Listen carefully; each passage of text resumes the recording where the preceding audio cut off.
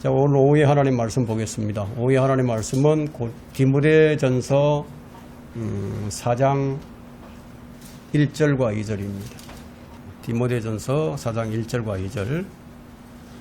여러분 잘 아시는 내용이니까 제가 읽겠습니다. 이제 성령께서 분명히 말씀하시나니 마지막 때에 어떤 자들이 믿음에서 떠나 미혹하는 영들과 마귀들의 교리들을 따르리라. 그러니까 사람들이 이제 믿음에서 떠나게 되고 믿음을 부인하고 믿음을 버리고 믿음으로부터 이제 미혹되고 믿음에 관해서는 정도를 벗어나는 일들이 이제 일어날 것이다 하는 예언의 말씀이에요. 오늘 설교 제목이 성경 역사의 흐름, 매 시대 배교로 끝났다, 이런 제목을 붙여봤습니다. 성경 역사의 흐름, 매 시대 배교로 끝났다. 성경은 어떤 책인가? 성경은 태초에 하나님께서 하늘과 땅을 창조하셨느니라. 이 성경의 첫머리에 역사의 시작을 선포하는 거죠. 역사의 시작입니다. 그래서 성경은 역사책이에요. 단순한 종교서적이 아닙니다. 성경은 결코 신앙, 종교적인 관념, 신념, 경건 등과 관련된 내용으로 시작하지 않아요. 하나님께서는 성경에 세상 역사를 미리 기록을 하셔서 인류 앞에 제시하신 거예요. 그러니까 성경에 기록되어 있는 모든 내용은 과거에 실제로 일어났었고 현재에도 일어나고 있고 앞으로도 실제로 일어나게 될 역사예요. 그래서 성경은 역사의 진실만을 다룹니다.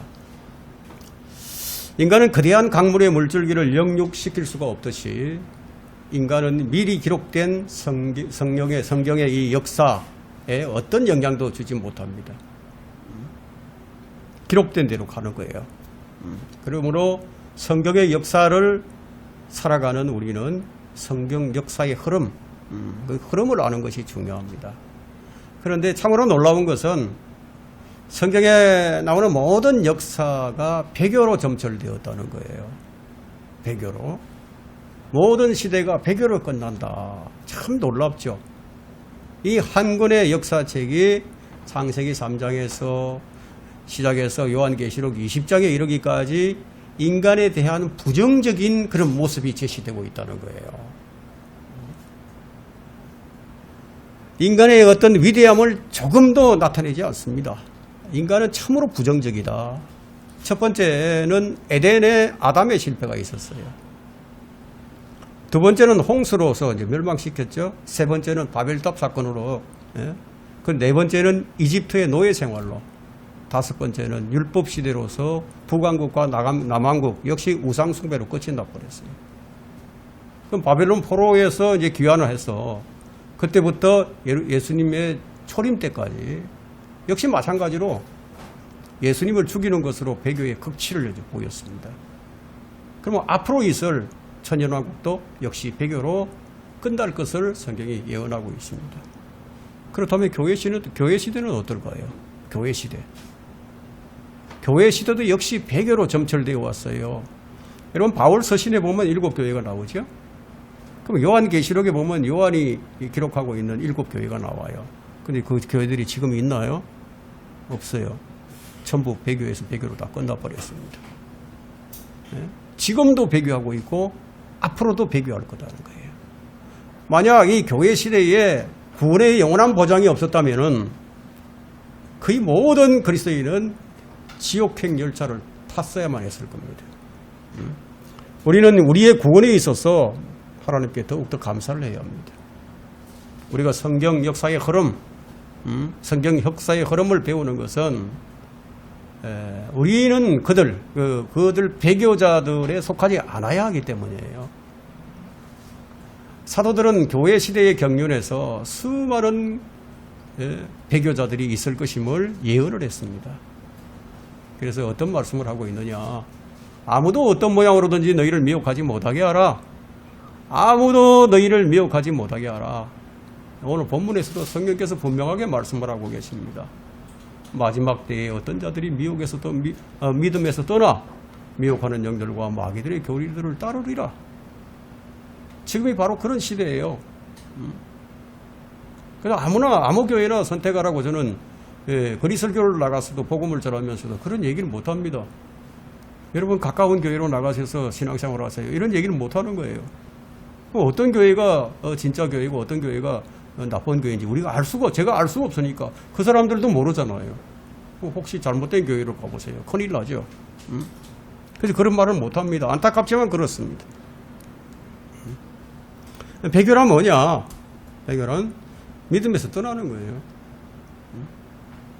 믿음의 정도가 있어요. 믿음의 길이 있죠. 바른 길이 있어요. 그 길에서 벗어나는 것, 정도에서 이탈하는 것. 말 그대로 배신행입니다. 그래서 베드로전서에는 이런 얘기가 많아요. 믿음에서 떠나고 믿음을 부인하고 믿음을 버리고, 예? 이런 말씀들이 기록이 되어 있어요. 믿음에 관해서 정도를 벗어난다. 오늘 대부분의 사람들이 믿음에 관해서는 정도를 벗어나고 있습니다. 그래서 우리 주님께서 이런 말씀을 하셨어요. 인자가 올 때 믿음을 볼 수 있겠느냐? 내가 올 때 믿음을 보겠느냐? 이거예요. 오늘날 그리스도인들에게는 성경이 없어요. 왜 이런 말씀을 드리느냐 하면은 실제 어떤 상황이 닥치게 되면 놀랍게도 성경대로 하지 않아요. 이해가 되십니까? 성경이 있어도 없는 거랑 마찬가지예요. 교회에 처음 나온 초신자들이 무엇을 볼 것 같습니까? 자기 눈으로 보이는 부분, 느껴지는 부분, 그것만 보죠. 만일 그들이 하나님의 사랑의 그 놀라운 모습들을 여러분들을 통해서 보게 된다면 무슨 말을 하게 될까요? 나는 이런 모습을 한 번도 본 적이 없다. 이것이 바로 그들이 말하는 하나님의 사랑이구나. 이렇게 말을 하겠죠. 그러나 오늘날 현실은 어떻습니까? 성경적 원칙들을 하나하나 위반하고 있죠. 그리고는 왜 모든 것이 엉망이 되는지 의아해야 합니다. 성경적 원칙은 지키지 않으면서 지금의 교회는요, 사실상 총체적인 난국에 빠져 있습니다. 교회 시대가 끝나감에 따라 급속도로 빠져드는 것이 믿음에서 떠나서 미혹하는 영들과 마귀들의 교리들을 따르는 것으로 나타나고 있다는 겁니다. 그래서 마지막 때는 양심이 사람들이 화인을 맞아요. 그래서 죄를 죄로 여기지 않아요. 악을 악으로 여기지 않아요. 그냥 미친 듯이 돌아가는 겁니다. 그래서 사람들이 짐승처럼 될 것이라고 바울이 얘기를 했습니다. 그러나 6절에서 지금 이렇게 얘기를 하죠. 오늘 6절 본문에 보면은 네가 이런 것들을 형제들에게 기억하게 한다면 너는 네가 따르던 믿음의 말씀들과 선한 교리의 말씀들로 양육받아 예수 그리스도의 선한 일꾼이 되리라. 바울이 디모데에게 지금 이 편지를 쓰고 있는 거예요. 형제들에게 이런 것들을 기억나게 한다면 자꾸 기억나게 하라는 거죠. 바울은 목사죠. 에베소 교회 목사였습니다. 목회를 하고 있는 거예요. 설교하는 사람이에요. 형제들에게 이런 것들을 자주 기억나게 했던 거죠. 그러니까 세상은 지금 정신을 잃었어요. 교회도 정신을 잃어버렸습니다. 그런데 이런 모든 일들이 반드시 일어나야 한다는 거예요. 반드시 일어날 일들이다. 누구도 성경의 역사를 바꿀 수는 없어요. 모든 것들은 하나님의 섭리 안에 있습니다. 모두가 믿음의 정도에서 이탈할 것이다. 그러나 그가 내가 되어서는 안 될 것이라는 거예요. 엘리야 시대에 남겨진 7,000명이 있었던 것처럼 그런 7,000명에 포함될 사람이 되어야 한다는 거예요. 그러면 여러분의 반응은 이래야 합니다. 여러분은 계속해서 믿음으로 성장해 가야 돼요. 믿음의 전진이 있어야 돼요. 하나님께서는 단련된 믿음으로 성령의 칼을 차고 있는 사람들을 찾고 계십니다. 이 일을 위해서 바울은 우리가 지켜야 할 것들이 있다고 말씀했습니다. 그것이 디모데후서 1장 13절과 14절에 있는 말씀이에요. 너는 그리스도 예수 안에 있는 믿음과 사랑 안에서 내게 들은 건전한 말씀들의 본을 굳게 잡고, 예? 들은 건전한 말씀들을 굳게 붙잡아야 된다는 거죠. 우리 안에 거하시는 성령을 힘입어 네게 맡겨진 그 좋은 것을 지키라. 우리는 이 말씀을 꼭 기억을 해야 됩니다. 성령을 힘입어. 성령을 힘입어라. 이 모든 일들을 성령을 힘입어서 해라. 주님께서 세우신 교회예요. 교회는 주님께서 세우셨어요. 너는 베드로라. 그리고 이 반석 위에 내가 나의 교회를 세우리라. 주님께서 세우셨어요. 내가 나의 교회를 세우리니 지옥의 문들이 그것을 이기지 못하리라. 여러분, 주님께서 교회를 세우셨는데 이런 배교하는 모습을 보려고 교회를 세우셨겠습니까? 결코 그렇지는 않겠죠. 마지막 때의 교회의 모습은 첫 번째, 미혹하는 영들과 마귀들의 교리를 따르는 것으로 나타나게 됩니다. 성령께서 분명히 말씀하신다고 말씀하고 계십니다. 마지막 때에 어떤 자들이 믿음에서 떠나 미혹하는 영들과 마귀들의 교리를 따르리라. 성령님께서는 사람들처럼 아주 듣기 좋은 말 이런 말 하는 게 아니에요. 그냥 그런 게 아니라 애둘러서 이렇게 말씀하시는 법이 없어요. 그냥 강력하고 아주 직설적으로 이해할 수 있는 평범한 말로 말씀하시는 거예요. 누구든지 다 보고 읽으면 알 수 있게끔. 베드로는 적은 사람이 아니라 많은 사람들이 마귀의 종들을 따르게 될 것이라고 예언한 바 있습니다. 여기서 말하는 마지막 때는 지금 우리가 사는 이 때를 얘기하는 거예요. 지금 이 미혹하는 영들이 가장 강력하게 역사하는 때입니다. 우리가 2절과 3절을 보게 되면 마귀들의 교리들이 무엇인지 나오죠. 2절과 3절에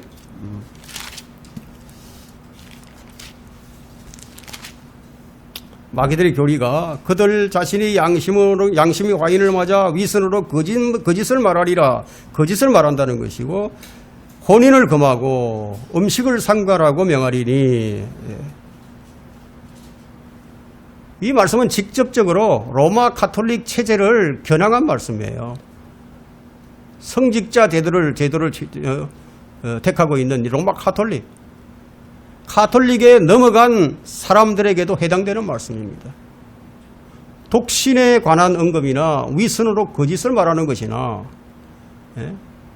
이 마귀들의 이 교리들에 대한 언급을 살펴볼 때 분명한 거예요. 그러니까 로마 가톨릭은 이게 마귀들의 교리, 어떤 교리인지 아십니까? 마귀만이 무소부재하고 죄 없는 어떤 유대인이 있다고 가르치는 거예요. 마귀만이 그렇게 가르칩니다. 마귀만이 그 여인이 하나님과 사람 사이의 중보자였다고 가르칩니다.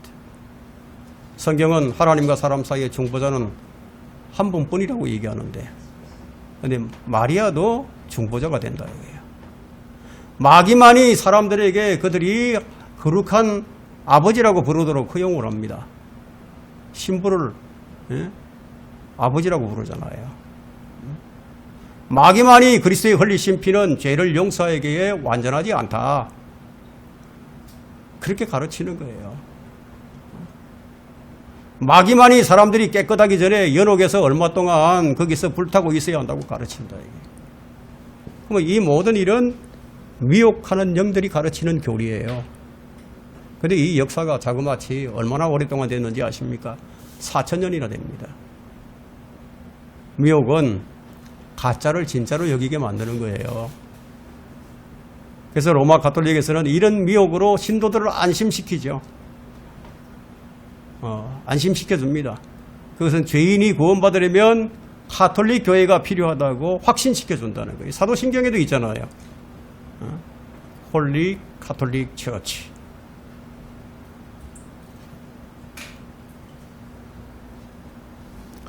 죄인이 교회에 순종하는 한 그 죄인은 안전하다고 생각하게 하는 거예요. 이런 미혹은 순종해야 하는 분, 즉 하나님과 교회를 간접적으로 바꿔치기 한 거예요. 여러분, 가톨릭이 발행하는 공식 문서에 의하게 되면은 가톨릭 체계에 순종하는 것은 하나님께 순종하는 것과 똑같다. 때에 따라서는 하나님께 순종하는 것보다도 더 나은 것으로 되어 있다. 그렇게 가르칩니다. 이것이 실제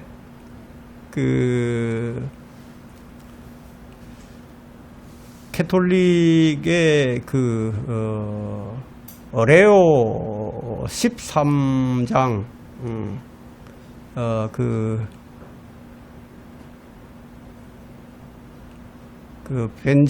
벤지느 브라더스 뉴욕 페이지 193페이지에 이제 이렇게 기록이 되어 있습니다. 카톨릭을 통해서만 구원을 받을 수 있다는 구원의 조건을 만들어 놓은 거예요. 카톨릭 외에는 구원이 없다는 거죠. 그럼 루터는 이 사실을 완전하게 이해하고 있었습니다. 그 마귀들의 교리는 무엇과 같다? 첫 번째, 예수 그리스도처럼 마리아는 죄 없이 태어났다. 두 번째, 예수 그리스도처럼 마리아는 죄 없이 살았다. 셋째, 예수 그리스도처럼 마리아는 죄인들을 구원할 수 있다. 넷째, 예수 그리스도처럼 마리아는 부활하여 하늘로 올라갔다. 다섯째, 예수 그리스도처럼 마리아는 기도를 들어줄 수 있다. 여섯째, 예수 그리스도처럼 마리아는 하나님과 사람 사이의 중보자가 된다. 일곱째, 결혼한 사람은 성직자가 될 수 없다. 여덟 번째, 어린아이에게 물뿌림으로 거듭나게 할 수 있다. 기타 등등입니다. 이게 바로 마귀의 교리예요. 성경은 그래서 그들이 위선으로 거짓을 말한다고 얘기하고 있죠. 어떤 거짓입니까? 우리는 모든 종교를 포용한다. 교황은 그리스도의 대리자다. 우리는 인류의 권리를 위해서 일을 한다. 그런 얘기를 하죠. 그러나 그렇지 않습니다. 우리는 공산주의를 반대한다. 그러나 구소련과 가톨릭은 손잡았습니다. 우리는 히틀러와 맞서 싸운다. 그러나 히틀러는 절실한 가톨릭 교도였습니다. 우리는 진실로 유대인을 위하고 있다. 그러나 유대인을 멸망시키려고 했습니다. 우리는 처음부터 종속을 거부해왔다. 그러나 성직자 제대로 철저하게 종속관계를 유지해 나갑니다. 미사는 반복되는 희생제가 아니라 지속적으로 기념하는 것이다. 그러나 매 주일 미사에서 성체기를 통과한 예수님의 살과 피를 먹고 마십니다. 기타 등등 많이 있죠. 자, 그러나 성령께서 분명하게 뭐라고 말씀을 하고 계시죠? 그들 자신이 화인을 맞아, 양심이 화인을 맞아. 그 말초 신경까지 다 죽어버렸어요. 이들에게는 양심이라는 게 없어요. 선지자들을 죽였던 조상들처럼 이들에게는 살인에 참여하는 동안 가톨릭에 들어가느냐 마느냐에 대한 양심만 남아 있을 뿐이에요. 왜 지금 남미 대륙이 전부 가톨릭화 되었는지 아십니까? 가톨릭을 천주교를 믿으면 살려주고 천주교를 믿지 않으면 죽였어요. 다 믿겠다고 했죠. 예? 그들의 양심은 죽었어요. 그리고 교회가 그들의 양심이 되어버린 거죠. 자, 아주 훌륭한 가톨릭 신자였던 아돌프 히틀러는 금요일에는 고기를 안 먹었어요. 뿐만 아니라 월요일, 화요일, 목요일에도 고기를 먹지 않았어요. 여러분, 모든 가톨릭 교도들은 요셉은 결혼을 했지만 마리아는 영원한 동정이었다. 예? 영원한 처녀였다. 이렇게 배웁니다. 따라서 마리아를 섬기는 사제들은 영원한 총각, 즉 독신으로 섬겨야 한다고 그렇게 배웁니다. 자, 이런 것들이 미혹하는 영들에 의한 마귀들의 교리들입니다. 종교개혁으로 가톨릭에서 이제 빠져나온 이 개신교가 지금은 가톨릭으로 들어가서 같이 한 배를 타고 가고 있어요. 마치 시대의 흐름처럼 그렇게 되어가고 있는 거예요. 깨어있는 그리스도인들은 무슨 일이 진행되고 있는지 다 알지만 잠자는 그리스도인들은 모든 일이 잘 되어가고 있다고 그렇게 믿고 있습니다. 여러분, 개신교, 몰몬교, 가톨릭, 모슬림 등 모두 같은 하나님을 섬기고 있지만 방법이 다를 뿐이라고 얘기를 합니다. 정말 그런가요? 예? 그리스도인 대부분은 로마 가톨릭에 항거했던 사람들이 어떤 대가를 그들이 치렀는지 전혀 알지 못하고 있습니다. 근데 오늘날의 그리스도인들은 종교 재판이 무엇인지 전혀 알지 못해요.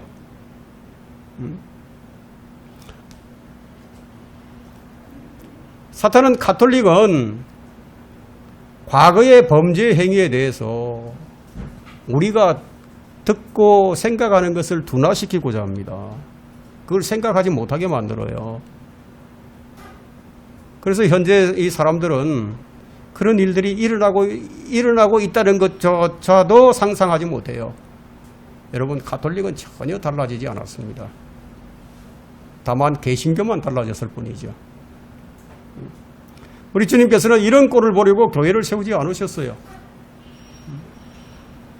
미리 아시는 하나님께서 교회가 어떻게 될 것인지 성경에 다 기록을 해두셨습니다. 오죽했으면 주님께서 내가 올 때 이 믿음을 볼 수 있겠느냐 이런 말씀을 탄식의 말씀을 하셨겠습니까? 지금처럼 기독교에 대한 회의론이 팽배한 시대는 일찍이 없었어요. 사람들이 교회들을 보면서 교회란 무엇을 하는 곳인가? 비난과 조롱이 섞인 질문을 합니다. 여러분, 교회란 무엇입니까? 그리고 그리스도인이라고 불리는 우리는 누구입니까?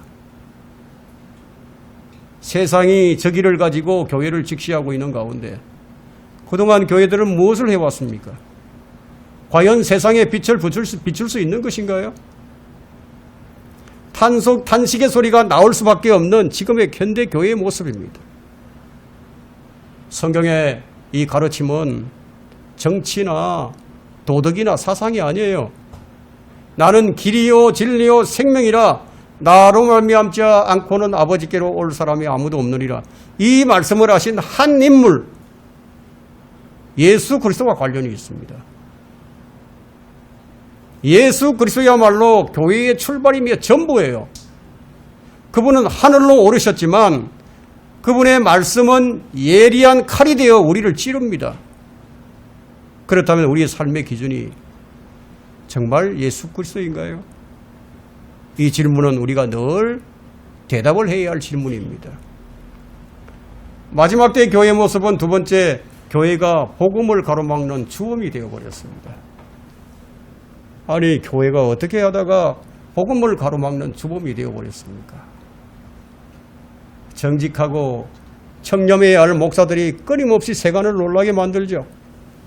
성추행, 비자금, 목사, 세습 등 교인들만 놀라는 것이 아니라 세상이 더 놀라버립니다.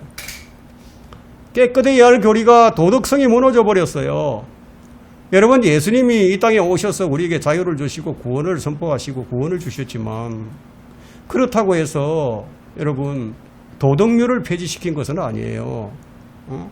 율법보다도 더 엄중한 그런 도덕성을 우리에게 주신 거예요. 율법은 사람의 행위만 판단을 했습니다. 그러나 예수님께서 오셔서 하신 말씀은 우리 마음을 보신다. 마음까지 판단하시겠다.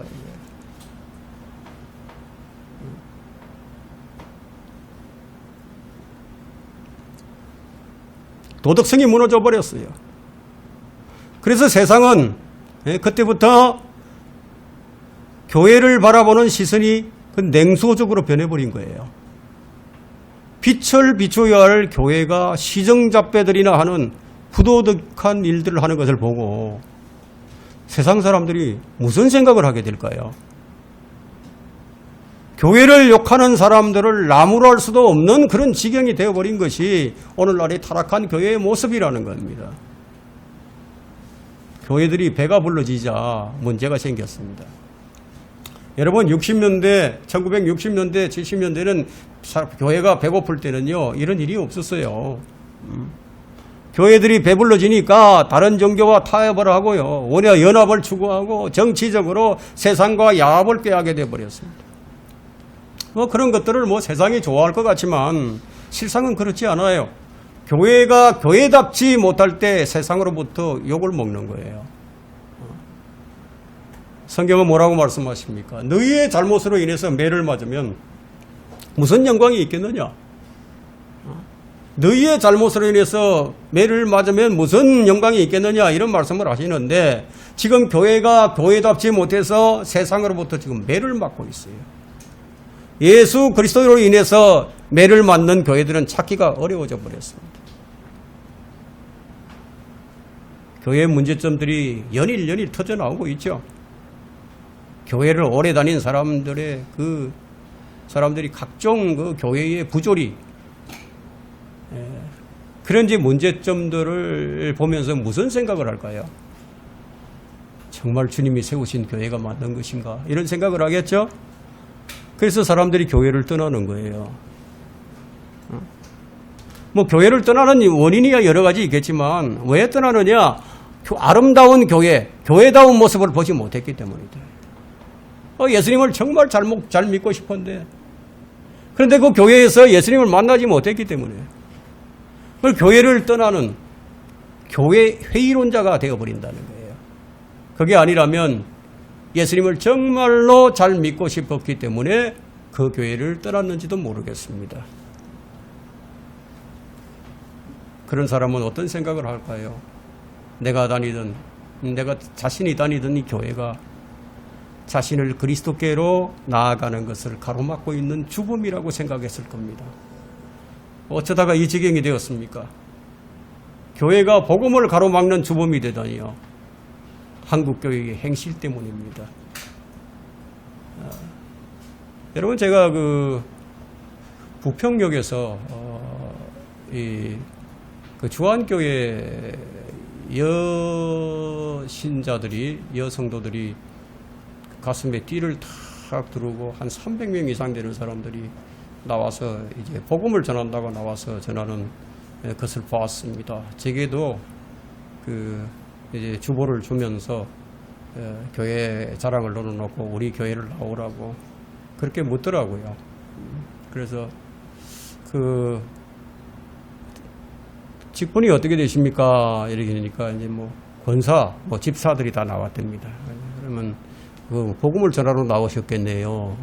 그렇다는 거예요. 그러면 복음이 뭔지 제게 말씀해 주실 수 있습니까? 그러니까 복음이 뭔지를 몰라요.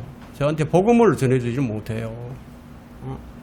자, 그런 사람들이 나와서 복음을 전하고 있는 거예요. 띠를 두르고 우리 교회 목사님 설교 너무너무 잘하고요. 얼마나 우리 교회 재밌는지 몰라요. 우리 교회 목사님 설교가 정말 재밌어요. 재미있으면 재미로 교회를 다닙니까? 재미를 보려면은 그걸 볼 게 아니라 코미디 하는 거 보는 게 더 낫죠. 그래서 제가 복음이 무엇인지를 가르쳤죠. 복음이 무엇인지를 제가 가르치고 오히려 그 복음을 전하러 나왔던 그 권사라는 분이 저를 통해서 오히려 복음을 알게 되고 복음을 영접하는 그런 일들이 있었습니다. 기가 막히지 않습니까? 왜 어쩌다가 이정이 되었느냐? 한국교회 행실 때문입니다. 사역자들이 자기 머리 아주 물질의 풍부에 기초를 해서 막 그것들을 자랑하면서 여러분 참 마음이 아프지 않을 수가 없죠. 성령과 능력 나타냄으로 해야 할 설교는 인간의 지혜의 말로 변해버렸고 하나님의 능력에 근거해야 할 믿음이 사람의 지혜에 근거한 그런 믿음으로 변해버렸다. 그러니까 사역자들이 설득력 있는 인간의 지혜의 말을 가지고 성령의 은사로 대체해버리고 말았다는 거예요.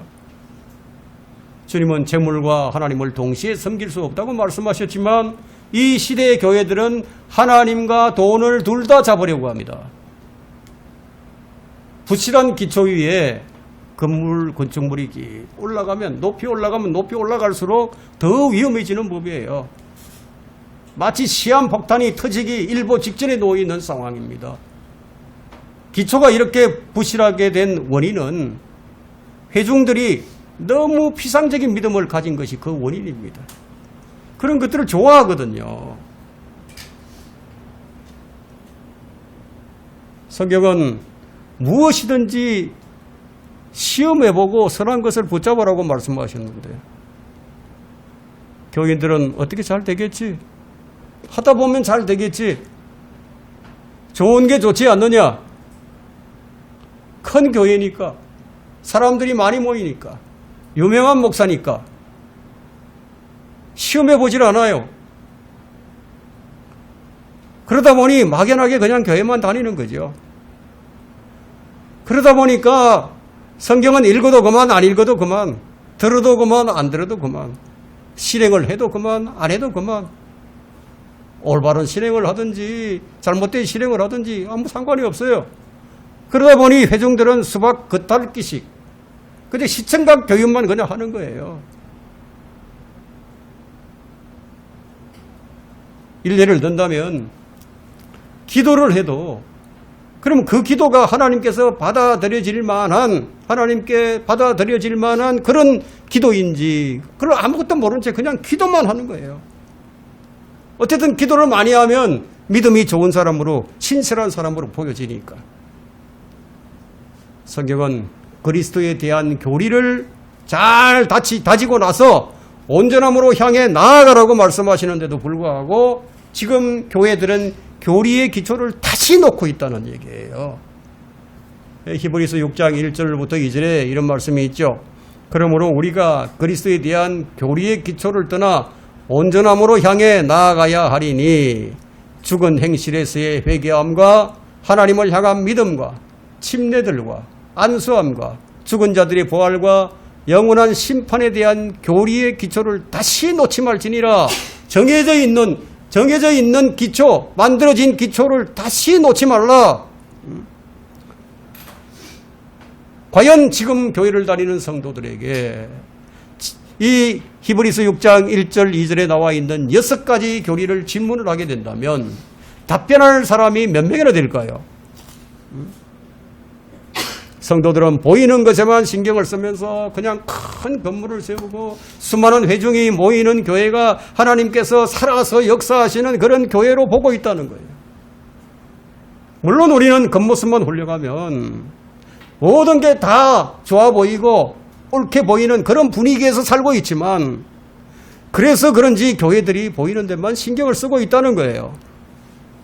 그러니까 속알맹이가 없어. 속알맹이가 없어요. 핵심이 없다는 얘기예요.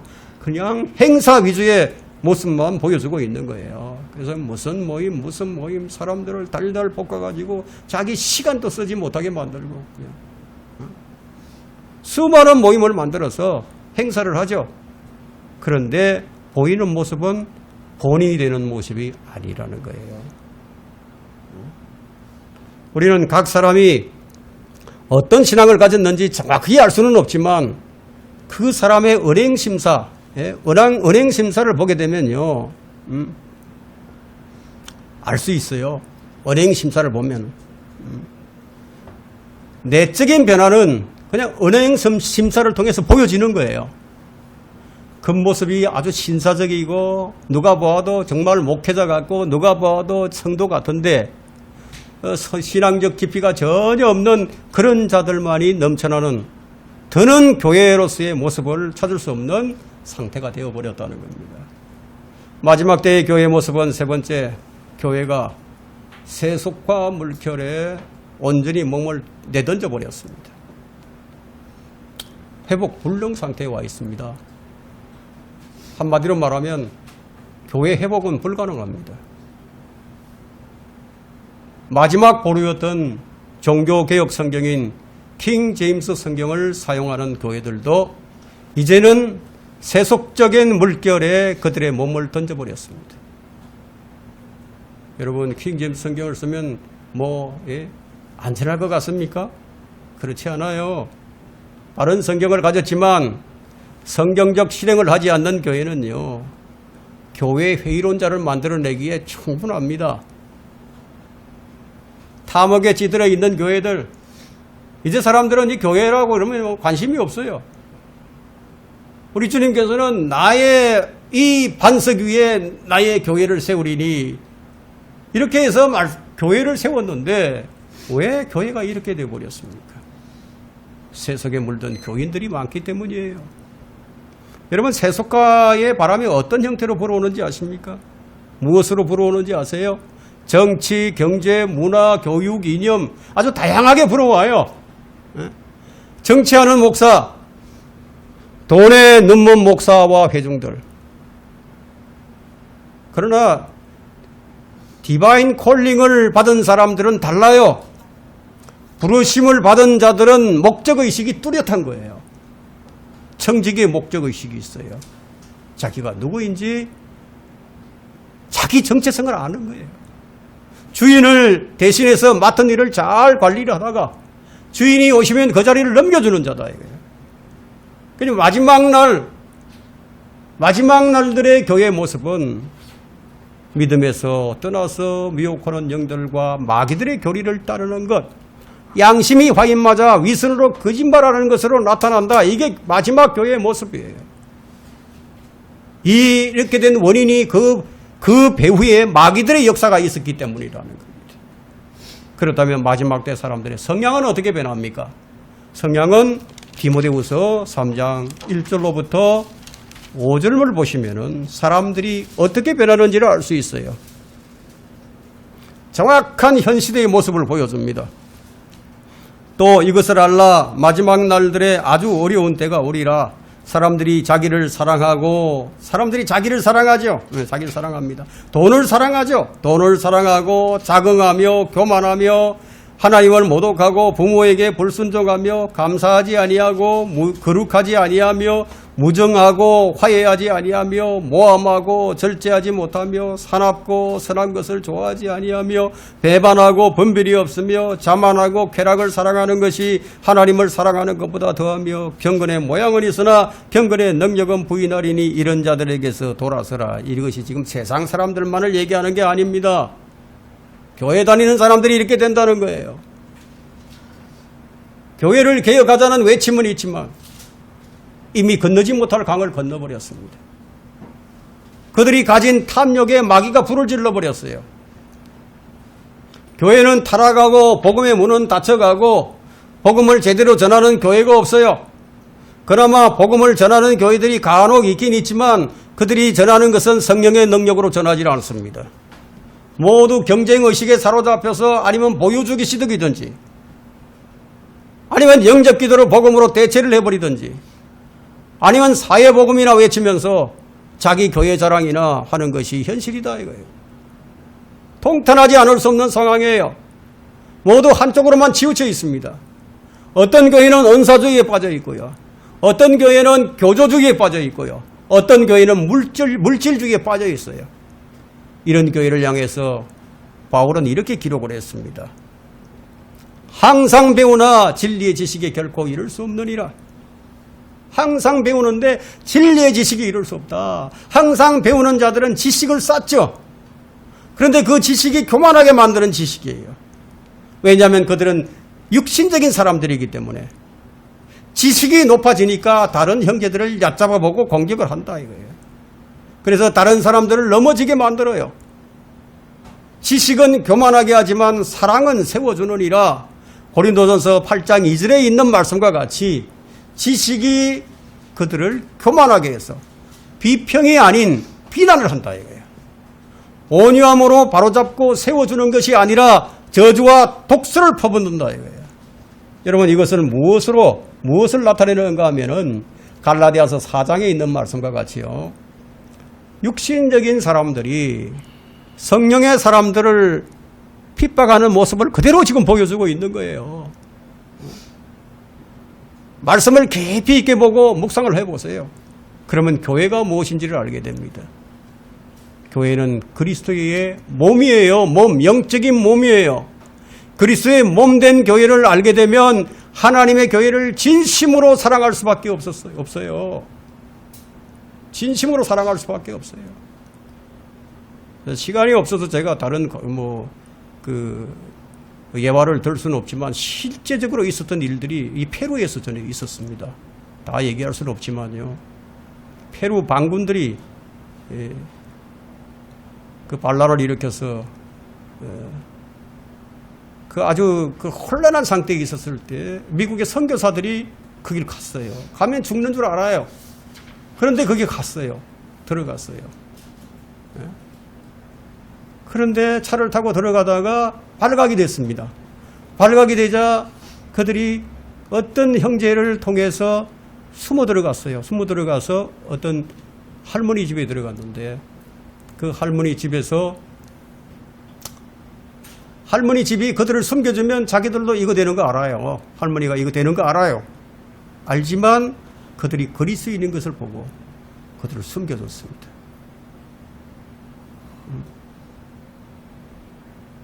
그리스도인이기 때문에 한 번도 본 적이 없는 사람인데 그들이 그리스도인이기 때문에 그게 그리스도의 몸이에요.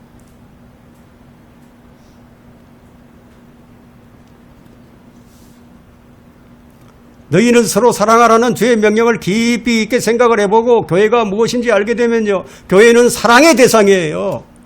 교회는 정오의 대상이 아닙니다. 세속화로 인해서 교회가 경멸의 대상이 되어버렸지만 그러나 하나님의 교회라면 기대가 있을 거예요.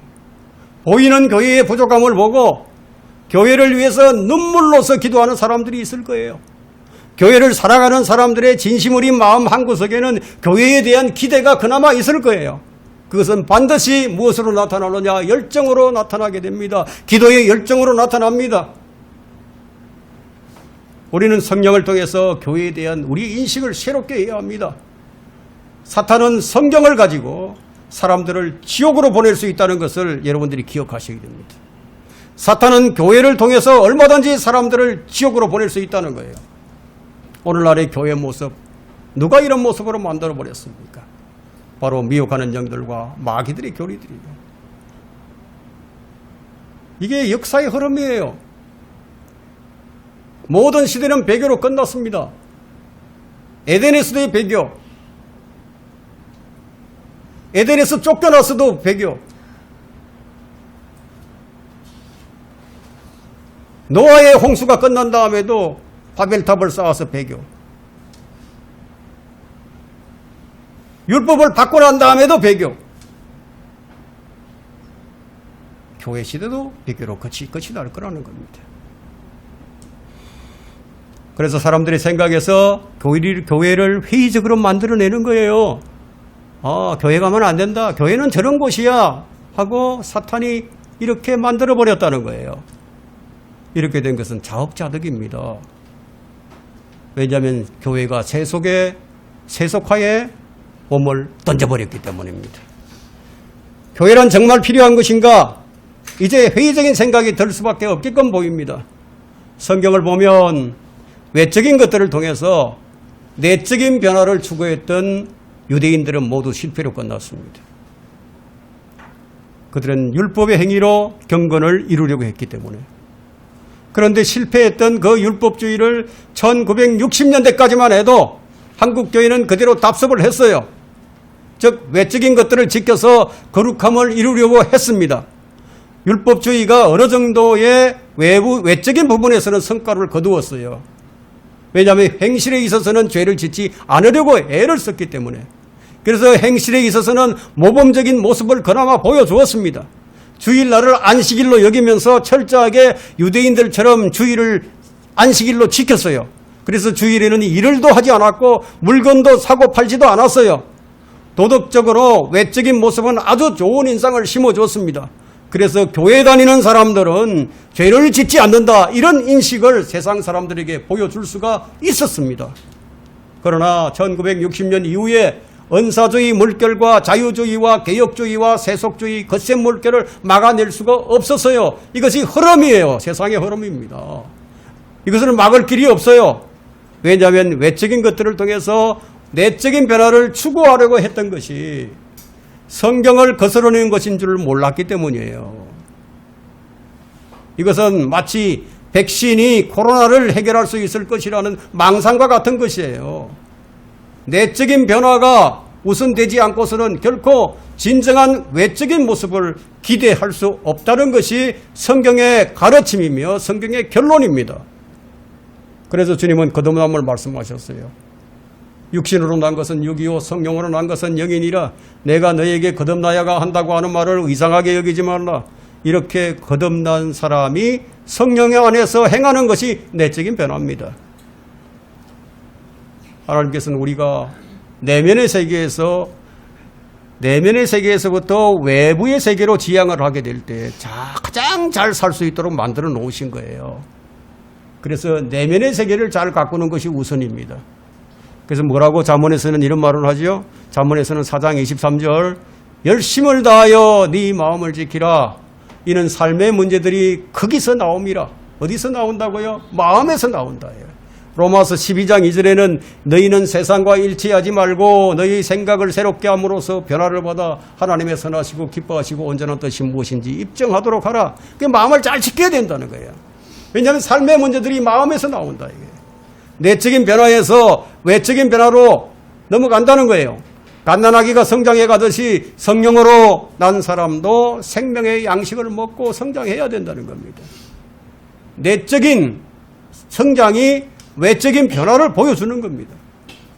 성령의 열매가 내면에서 맺어지지 않으면요, 그럼 외적인 좋은 열매를 기대할 수 없어요. 다만 좋은 열매인 것처럼 보여지기는 할 수 있겠죠. 그럼 왜 목사들이, 왜 그리스도인들이라고 하는 사람들이 욕을 먹습니까?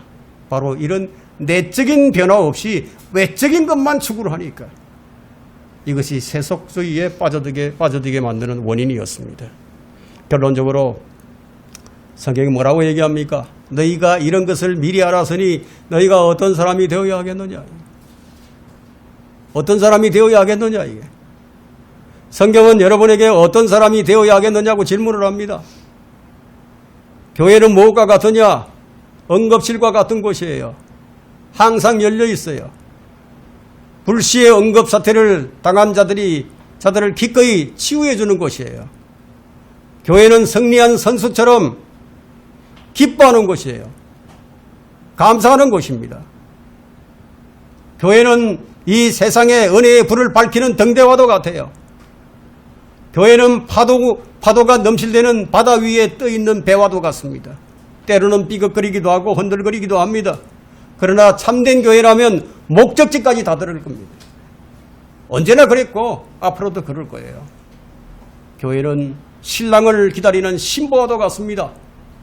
신랑을 기다리지 않는 신부는 신부가 아니죠. 교회를 바라보고 밖에 있는 세상 사람들이 분노하고 멸시한다고 해도 그 배의 주인이신 하나님은 그 배를 수리하거나 아니면 새로운 배를 준비해서라도 결국 성선한 승객들을 목적지까지 안전하게 인도하실 거예요. 네? 왜냐? 내 안에 들어오신 하나님은 절대로 떠나지 않으신다. 이거. 절대로 안 떠나신다. 이거. 그 교회가 참 하나님의 교회라면 그렇습니다. 진정한 교회는 그리스도의 몸된 교회를 세워나가는 역할을 합니다. 우리는 무엇을 위해서 창조가 되었습니까? 선한 일들을 위해서 창조되었다고 성경이 말하고 있습니다. 에베소서 2장 10절에 우리는 그분의 작품이니 그리스도 예수 안에서 선한 일을 위하여 창조되었느니라. 그렇다면 하나님의 뜻을 알아야 하나님의 선한 일도 할 수 있다는 결론이 나오죠. 우리 인생에 어떤 목표를 세워야 할까요? 바로 하나님의 뜻을 아는 것이 목표가 되어야 합니다. 사람이 태어나서 가장 잘 사는 것은 자기 죽음을 준비하고 사는 거예요. 자기 죽음을 준비하고 사는 것이다. 그래서 우리 삶에 미치는 지대한 영향력은 하나님을 아는 지식이에요. 하나님을 안다는 증거의 특징은 첫째, 하나님에 대한 엄청난 사랑의 열정이, 엄청난 사랑의 열정이다. 둘째, 하나님에 대한 위대한 생각이에요. 셋째, 하나님에 대한 경외심입니다. 넷째, 하나님 안에서 큰 만족을 얻는 거예요. 우리는 자유를 누리는 사람이 되어야 하고 하나님께서 주시는 그 모든 은혜를 만족하는 그런 신앙생활을 해야 합니다. 여러분이 하나님을 아버지로 모시고 있다는 생각은 얼마나 여러분들이 하루에 하고 있는지 한번 생각을 해보세요. 만일 그것이 예배와 기도 그리고 우리 인생관 전체를 유도하고 통제하는 것이 아니라면 그는 하나님에 대해서 아직 제대로 이해하지 못하고 있다는 것을 의미합니다. 여러분은 하나님을 아는 증거들이 가득한 삶을 살고 있는지 자신을 돌아봐야 됩니다. 과연 나는 하나님을 제대로 알고 있는 것인가? 그것은 반드시 주님의 교회를 사랑하는 것으로 나타나게 될 것입니다.